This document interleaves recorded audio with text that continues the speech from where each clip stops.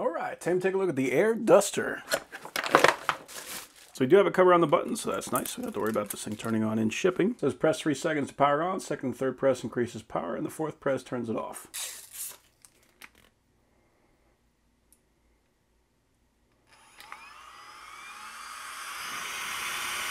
Oh, that's nice. So the first thing I would say about this is it's not very loud, so that's important to me. I don't like these ones that are like screechingly loud, and this one is not.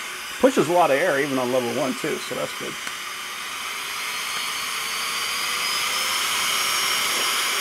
That thing is blasting.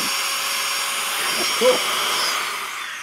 We also got some nozzles. This is a brush style, so if you want to make contact while you're blowing things off, you can use this. We've got a long pointed nozzle, so this is probably the most commonly used one. It's going to allow us to get into tight spaces and not have to worry about knocking into anything. We got the same style, but it's a little shorter. And then we got the short nozzle for getting into cramped areas. And then the last nozzle is our inflator nozzle, so if you want to inflate inflatables, this is the one that you would use. Got our charging cable. This is USB-A to USB-C. And to install them is just a matter of pressing it in. Quite a bit of power.